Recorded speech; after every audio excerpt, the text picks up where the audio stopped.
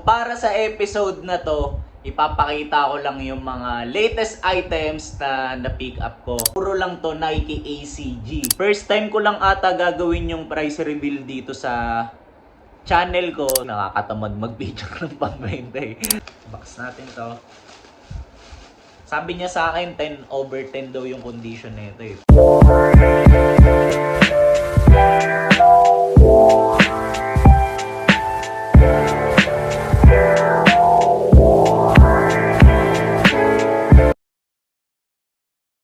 Yo! Good day sa inyong lahat. So para sa episode na to, ipapakita ko lang yung mga latest items na na-pick up ko. So let's go! Actually, andito lang sila eh. Ito. Ayan. Then, kung mapapansin nyo, hindi sila ganun karamihan kasi 4 na items lang to eh. Tapos, para may idea na rin agad kayo, puro lang to Nike ACG. Okay? Then, ang naisip ko ngayon, kagaya sa mga ukay vlogs na ginagawa natin dito sa channel ko, so ipapakita ko yung details ng kada isa, review natin sila, di ba? So, let's go! Bali, para sa unang item, unahin na natin yung nasa pinakababa kasi ito yung pambaba eh, di ba? So, ito.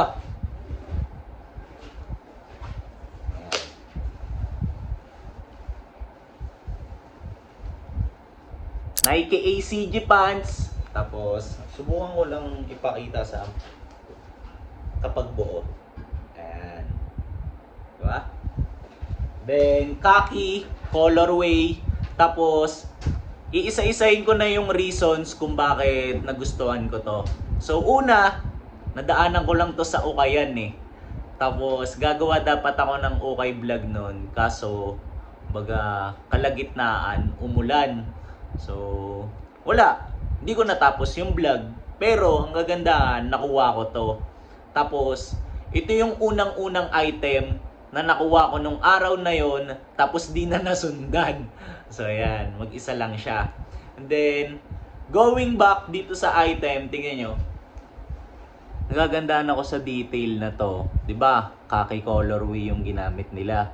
Tapos, ang tinerno nilang kulay, ganitong asul. Parang unusual color combination sa mata ko. Di ba? Tapos, garterize siya. So, ang kagandahan, di ba? Parang stretchable. Tapos, bukod sa garterize, ayan, may ganito pa siya. So, ma-adjust mo, di ba? Kung gaano kaluwag, gaano kasikip mo trip.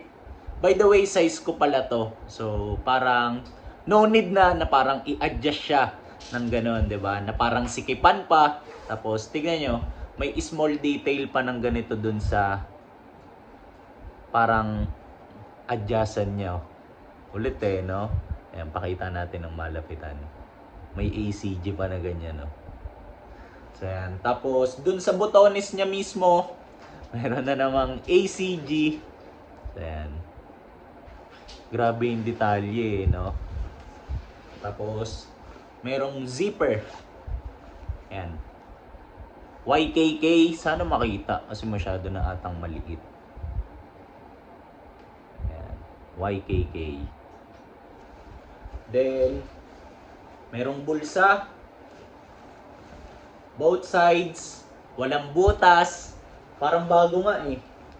Tapos, ito, gandang-ganda ako dito sa details na to. Tingnan nyo. Cargo yung gilid. Tapos, di ba? Ayan. Meron siyang isang bulsa na ganyan. Pwedeng lagayan ng kahit anong gamit. Tapos, sa gilid ng cargo, meron pa siyang another bulsa na naman. Side pocket, kumbaga.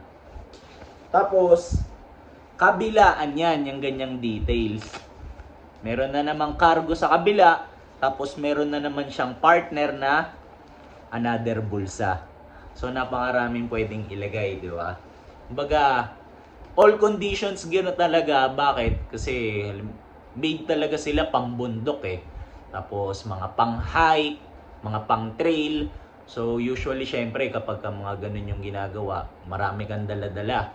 Then pag marami kang dala-dala, syempre kailangan marami ka rin paglalagyan. Nag-transition na lang tong ACG na naging part siya ng streetwear lately, pero ayun talaga yung purpose niya, kumbaga. Then ito, meron po kabilaan na tag. Lupit eh, no? Grabe yung detalye. Ayan. Tapos, sa pinakababa niya, sa laylayan, tingnan nyo, meron na naman panibagong detail na Nike ACG. Embroidered yan ah. Tingnan nyo. Lupit eh, no? Tapos, may ganito pa siya oh. Sa pinakailalim. So, halimbawa, parang paggamit na. Ayan, di ba? Kumbaga, parang trip mo, medyo hindi ganun kaluwag yung hem. So, pwede mo siyang i-adjust. Ayan, wait lang. Parang dito pa ata. Yun, kala ko ipapaiya ako eh. Ayun natin ganyan. Diba? So ngayon, medyo nasikipan na siya. Ayan.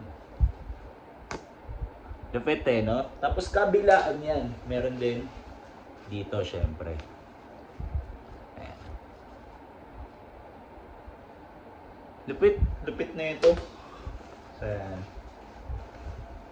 Tapos, first time ko lang ata gagawin yung price reveal dito sa channel ko. So, nakuha ko to ng 50 pesos lang. O, di ba? PSG ko to. Tapos, if ever na familiar ka or madalas kang nanonood dito sa channel ko, malamang napansin mo na may nakuha na rin akong ganitong item din sa isa sa mga ukay vlogs ko, kaso itim lang. So, ayan. So, dalawa na yung ganito, di ba? Nakakatuwa. Pero yun kasi medyo maluwag eh, kaya ang gagawin ko doon, pambenta ko na yun. Kasi parang mga nasa size 40 yun eh. Eh ako, 34 lang naman talaga ako, tapos ito, 34 din. So if ever din na may naghahanap ng ganun, na kulay itim, tapos size 40, pag-usapan natin sa Instagram ko at @MikeLacson_. Kasi willing akong i-dispose yun eh. So yan. Para DM nyo na lang ako kasi nakakatamad mag-video ng pambenta eh. So, ayan. So, move na tayo sa next item. Then, ito. Buklatin ko muna bago natin i-review. Charan! Hoodie!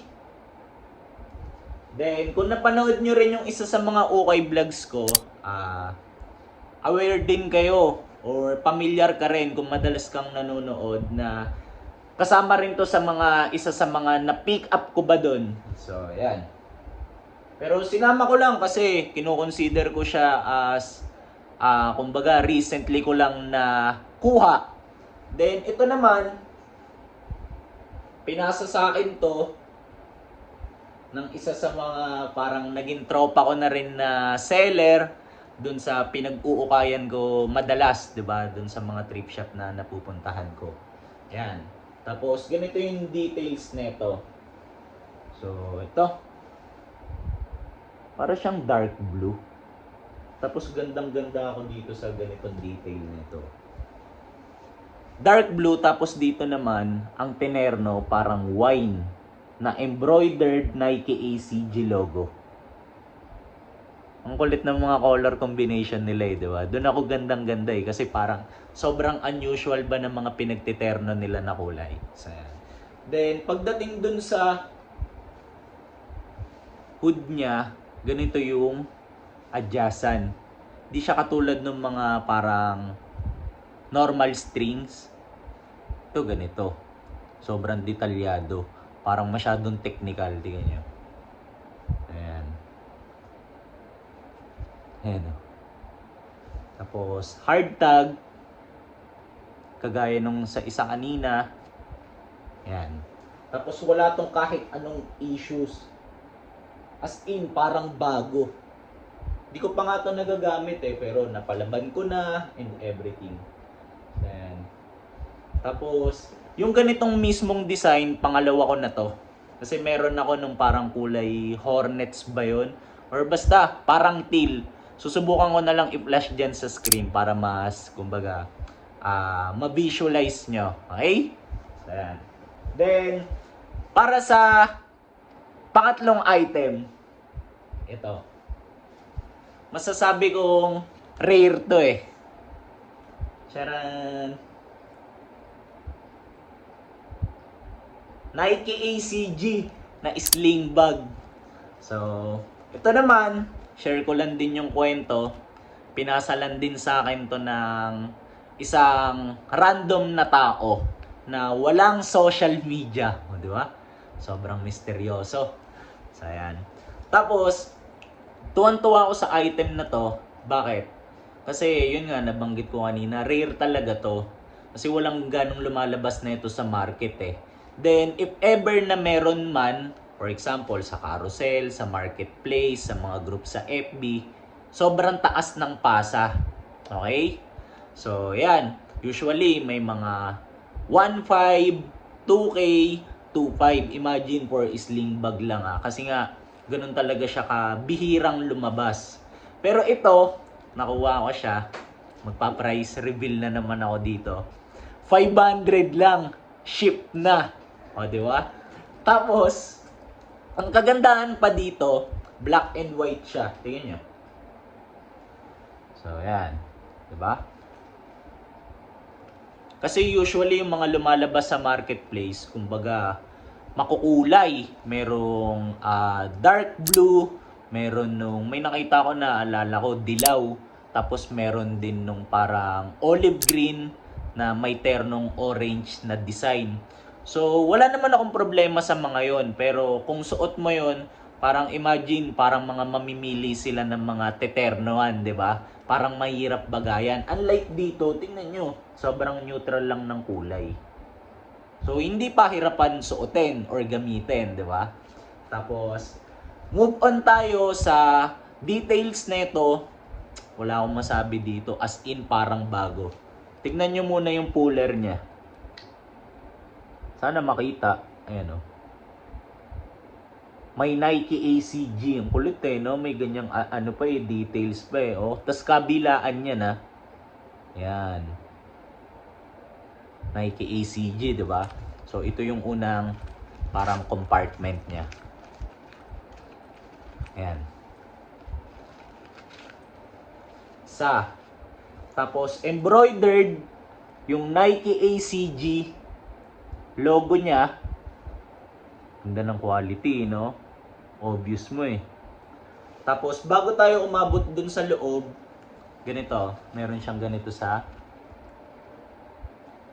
likod. Bakit? Pwede mo kasi siyang isabit sa waist or sa baywang. For example, ayaw mo ng, kumbaga, may nakasabit sa katawan mo, pwede mong tanggalin yung sling niya mismo. Tingnan nyo. Ayan. Tapos ang gagawin mo, syempre, sabit mo na lang to sa sintron, di ba? Kumbaga ilulusot mo yung sintron. Ayan. Parang kumbaga meron ka ng panibagong mga lagayan sa baywang mo or basta dito sa part natin na to. Ayan. Then, pag inopen mo siya, grabe na naman yung compartment sa loob. Bakit? Tignan nyo. Bilangin natin. 1, 2. Ayan o. Tag-isa yan. Tapos meron na naman dito. 3. Tapos ito yung pinakamalaki niyang compartment. Ayan. 4. Parang wallet na sling bag. Basta multi-purpose. Grabe to. Tapos ayan o. Meron na naman siyang puller ng Nike ACG sa loob. Na grabe yung details kasi baliktaran. Lupit eh, no? Grabe tong item na to. Grabe yung presyo ng kuha ko sa kanya. Tapos grabe yung details. Tapos walang kahit anong issue. As in good as new. Ultimo yung mismong sling. Walang kahit anong issue. Walang himulmol. Walang... Basta, Parang bago talaga yung binili ko. Thank you sa nagpasa nito. So, last item, then, para lang may idea kayo bago natin to parang i-unbox ba? Considered ba to as unboxing? So, ito naman galing to sa online. Inalok ng isa sa mga viewers natin dito sa channel. Tapos, ayun, nagkasundo kami sa presyo. Tapos, size ko pa to. Tapos, basta naging smooth yung transaction namin. Gusto ko rin sana siyang i-shout out. Pero, wala nawala na sa isip ko kung ano yung pangalan niya. So, baka subukan ko na lang i-plug or i-flash dyan sa screen yung handle niya. Okay? Basta, itong si Bossing, maayos ka usap, maayos ka deal. Tapos, kumbaga, wala na siyang mga unnecessary information na sinabi. Kung basta, sinend niya na lang yung picture, ganito yung presyo. Tapos, if ever interested ako, yun. So, wag na natin patagalin. Sorry, medyo umaba. Box natin to. Sabi niya sa akin, 10/10 daw yung condition nito eh. Huwag mo kaming papahiya, Bossing. So. Ayan. T-shirt. 10/10 nga to. Ayan. So, ito. Unahin natin yung details sa harap. Printed na all conditions gear. ACG. Ayan. Sabi sa akin ng tropa ko, ni Vision Vulture. Kaya daw favorite niya ang ACG or all conditions gear. Kasi bilang lalaki, dapat parang sa lahat ng kondisyon, kumbaga flexible ka, sasabay ka. So, gandang-ganda ako dun sa bitaw niya na yun. Kasi tama nga naman eh, di ba? Dapat, nasanay ka, kumbaga, sa hirap. Hindi natin gusto maghirap, di ba? Kaya nga natin nilulupitan sa ginagawa natin eh. Pero if ever man na umabot sa point na ganun, kumbaga, kaya mong i-handle yung situation. Basta sa lahat, hindi lang financially, sa kung paano ka mag-react sa mga bagay and everything, di ba? Tapos, ganito pala yung bucket niya. Isa to sa binibida ni Bossing. Grabe nga to. Ayun, may bumubulong dito kasi kasama ko si Josh dito eh. So yan, tangina na, makaganda nga nito. Grabe yung print to. Parang bago talaga oh. So yan, tapos hard tag na naman to. Ayan oh. Ayan. Tapos yung kulay niya, parang dun sa pagkakasend ni Bossing, parang kulay-pulay. Pero dito pala in person, para siyang halo ng red-orange eh. Ayan oh. Tapos tignan natin, parang alam ko, ayun nga, meron nga rin, may tag nga rin dito. So gusto ko sanang sukatin ngayon, kaso syempre galing pa to sa labas eh, for sure. Kasi medyo ano pa eh, amoy ukay pa eh. So ayan, so sanitize muna natin, palaban muna natin, di ba? So ayan, baka makita nyo na lang to na gamit ko dito sa channel or sa Instagram ko kapag yun, pumiplex tayo ng forma, di ba? So, check nyo ako sa Instagram at MikeLacson_. Okay? So, yun lang. 4 na items na nakuha natin. Isa-isahin ulit natin. Recap lang. T-shirt. Sling bag. Tapos, wala pa yung mismong sling. Tapos, hoodie.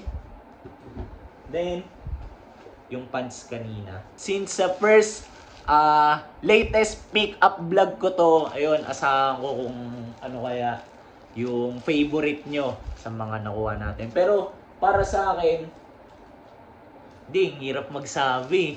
Lahat maganda eh, kaya ako nga kinuha eh, di ba? So ayun lang. So sana nag-enjoy kayo. Then if ever man, show some love sa kahit panong paraan. Then, hindi lang sa akin, pati sa channel ni Vision Vulture. Bakit? Kasi, wala eh, kami na yung pinakamalupit na streetwear channels na makikita nyo. So, yun lang. See you sa next kong upload. Tapos, lupitan nyo, mag-isip. Tsaka, hindi lang dapat puro forma. Okay? Let's go!